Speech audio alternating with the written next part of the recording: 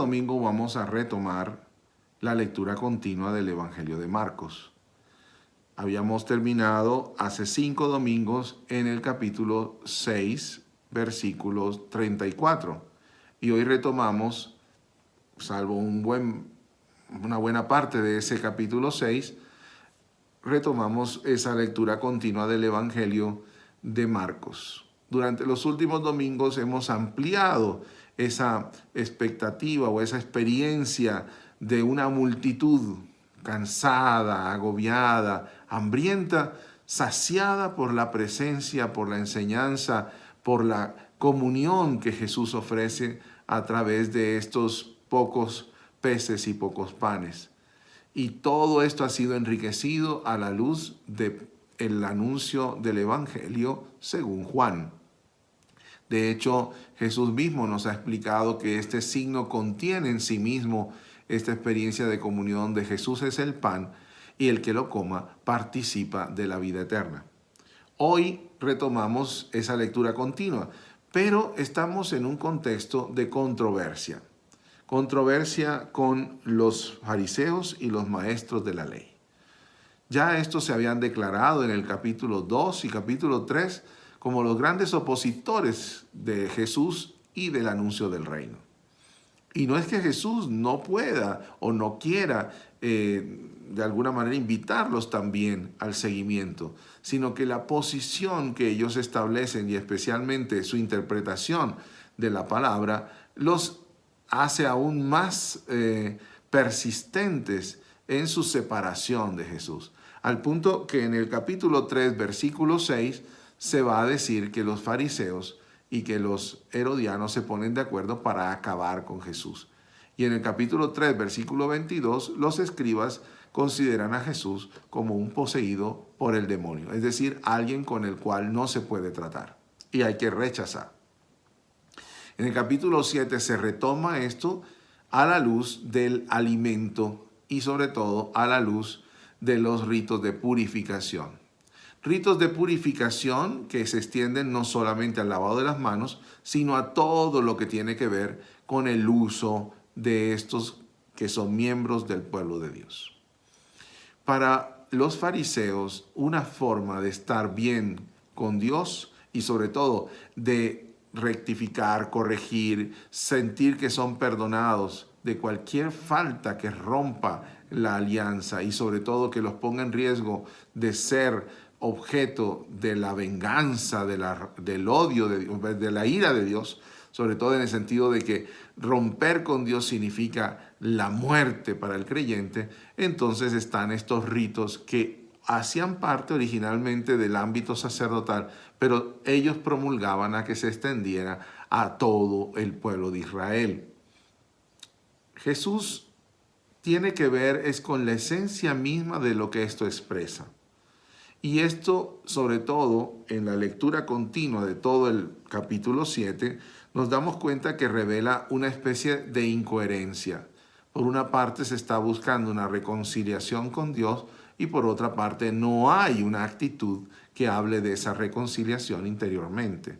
O sea que se queda en lo externo. Y no solo en lo externo, sino que puede generar una serie de lógicas y de posiciones que terminan también anulando la ley de Dios. En la lectura de hoy no se va a tomar todo el Evangelio, todo el capítulo 7 del Evangelio, se van a tomar algunos versículos, el inicio, un poco en la mitad y hacia el final. Y en la mitad está la frase central de todo. Versículo 15.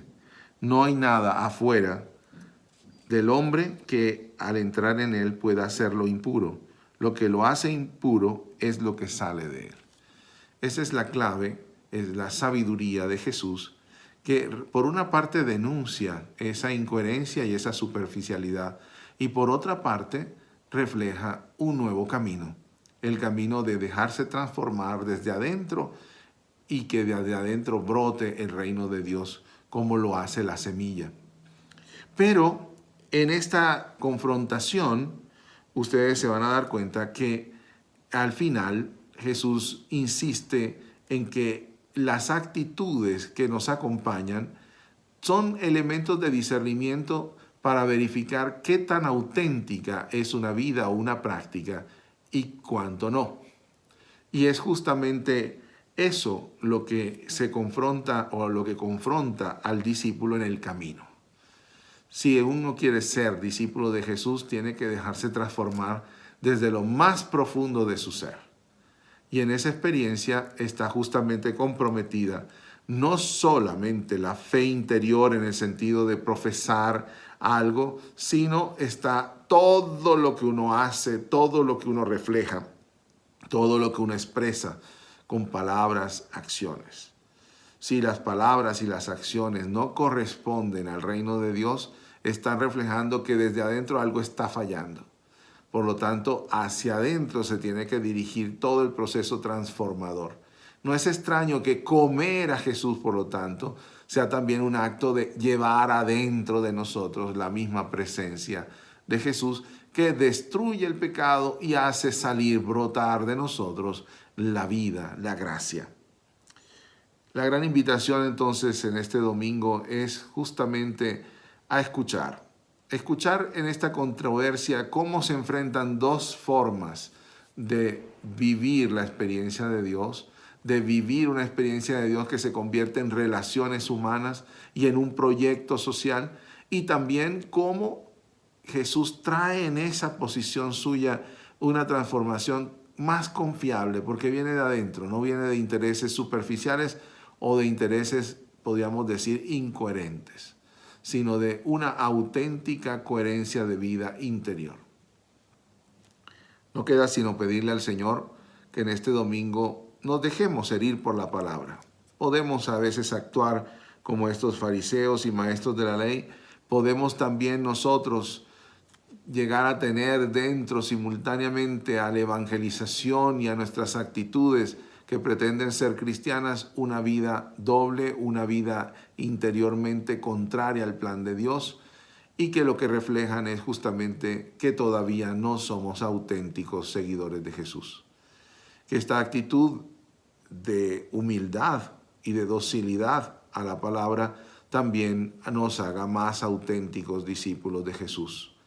Que nos convierta y sobre todo que a través de nuestro testimonio podamos llegar auténticamente desde la verdad a los demás, a los que nos rodean, a los que de alguna manera ponen su esperanza en la forma como nosotros vivimos las palabras y las enseñanzas y la vida, el testimonio de Jesús en nosotros.